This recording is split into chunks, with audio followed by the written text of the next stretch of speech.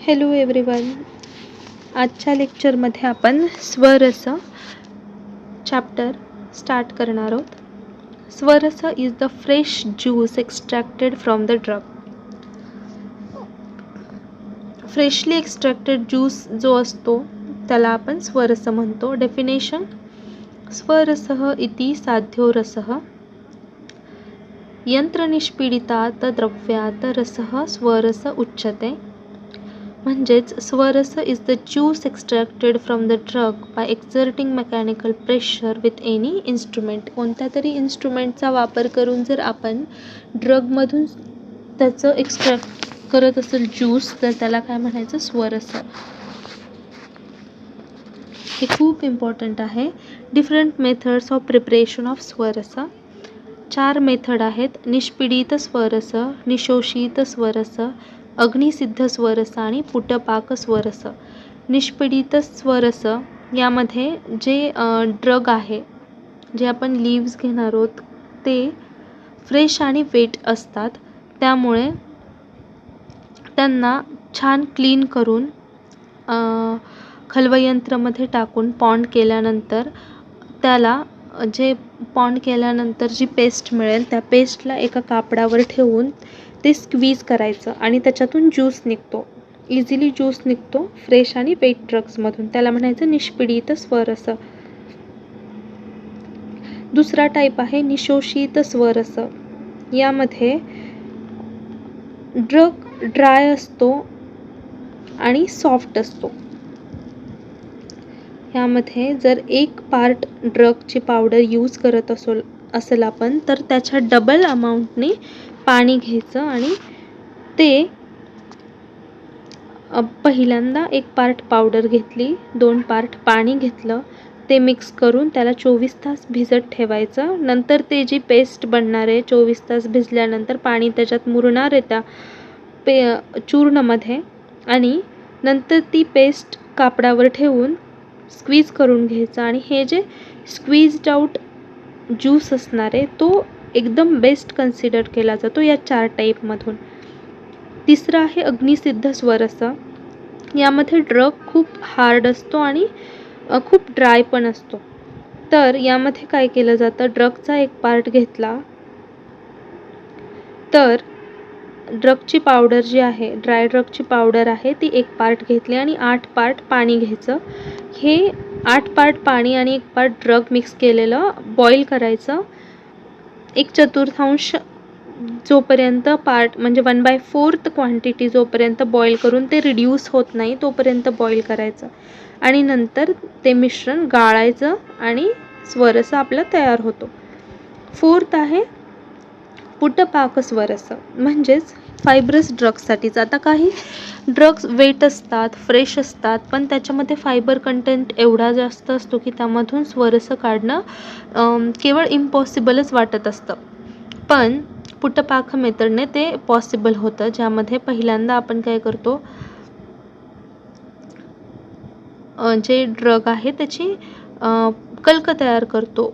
खलवयंत्रामध्ये ते ड्रग स्वच्छ धुतो पहिल्यांदा, नंतर खलवयंत्रामध्ये टाकून त्याची पेस्ट तयार करतो. आता ही जी पेस्ट तयार झालेली आहे ज्याच्यामध्ये खूप जास्त फायबर्स आहेत, तुम्हाला माहिती आहे तसं, तर ही जी पेस्ट आहे ती कुमारी, वात किंवा जंबू या 3 जे ट्रीज आहेत त्यांचे लीव्स जे आहेत त्यापैकी एक कोणाचं तरी लीव घ्यायचं आणि त्याच्यामध्ये ते जे पेस्ट आहे ते टाकून त्या लीफमध्ये ती पेस्ट टाकून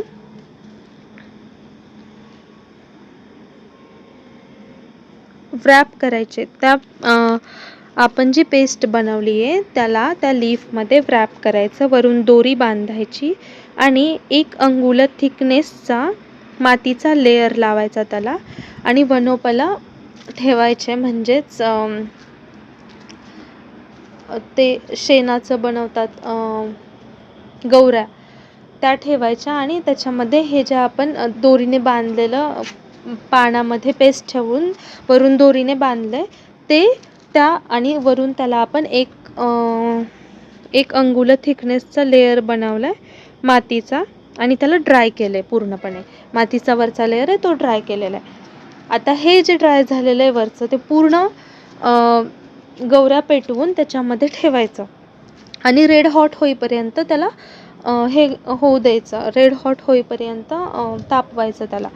नंतर त्याला सेल्फ कूल होऊ द्यायचं. सेल्फ कूल झाल्यानंतर त्याच्यावरचं जे मातीचं लेअर आहे आणि जे लीफचं लेअर आहे ते काढून टाकायचं आणि जे आतमध्ये पेस्ट आहे ती पेस्ट एका कापडावर घ्यायची आणि स्क्वीज करायचं. स्क्वीज केल्यानंतर त्यामधून सहजपणे स्वरस निघणार आहे. तर या एवढी मोठी पद्धत करून आपण काय काढलं, पुटपाक स्वरस, ज्याच्यामध्ये फायबर कंटेंट जास्त होते त्याच्यातून स्वरस काढायची ही पद्धत आहे.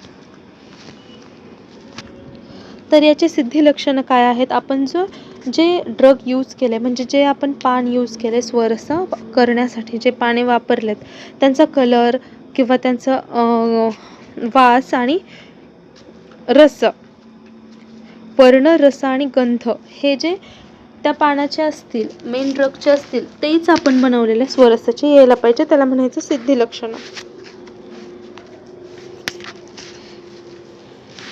डोस काय आहे?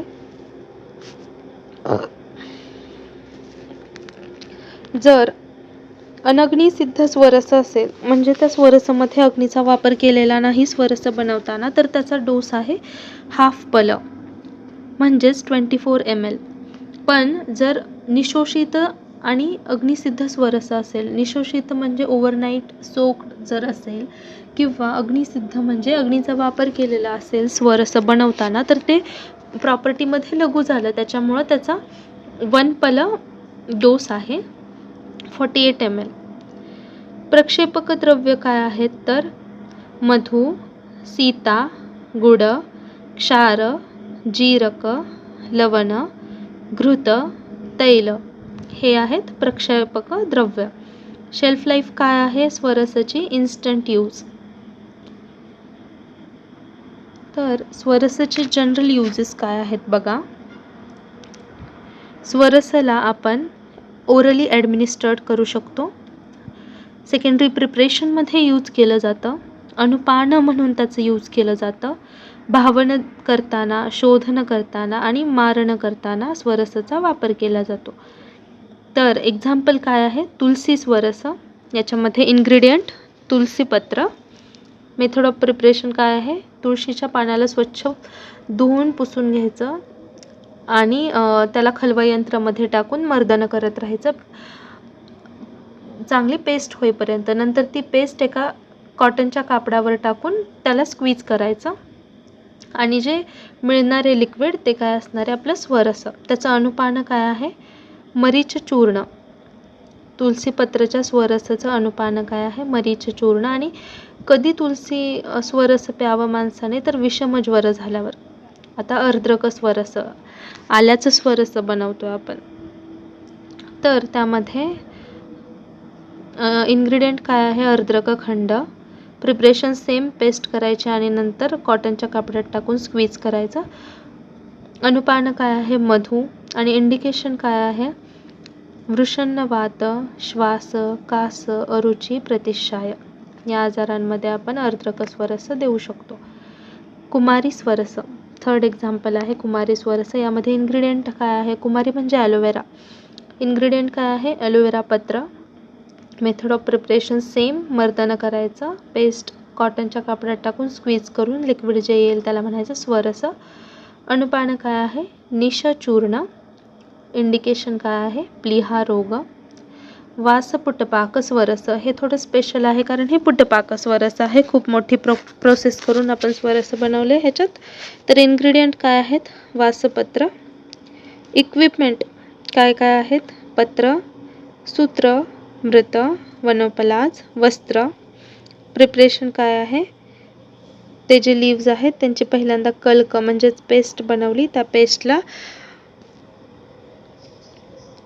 पानामध्ये गुंडाळून दोरीने बांधलं आणि त्याच्यावरून 1 अंगुल थिकनेसचे मातीचा लेयर लावला. त्याला पूर्णपणे ड्राय होऊ दिलं. नंतर ज्या गवऱ्या होत्या त्यांना पेटवून त्याच्यामध्ये ते ठेवलं ड्राय झालेलं आणि ते पूर्ण रेड हॉट होईपर्यंत जळू दिलं. नंतर ती आग आपोआप त्याची थंड होऊ दिले. पूर्ण थंड झाल्यानंतर ते आगीच्या म्हणजे त्या राखेच्या बाहेर काढलं आणि त्याच्यावरचं जे मातीचं लेअर होतं आणि जे पाण्याचं लेअर होतं ते काढून टाकलं. आतली पेस्ट एका कॉटनच्या कापडावर ठेवली आणि त्याला स्क्वीज केलं. नंतर जे स्वरस आलं ते वनोपला स्वरस आहे. तर त्याच्यासाठी अनुपान काय आहे? मधु. आणि इंडिकेशन कधी कधी देऊ शकतो आपण वनोपला स्वरस रक्तपित्त, ज्वर, कास, कषाय, कामल, कफपित्त रोग यामध्ये आपण वनोपलास स्वरस वासपत्र स्वरस देऊ शकतो. Thank you so much.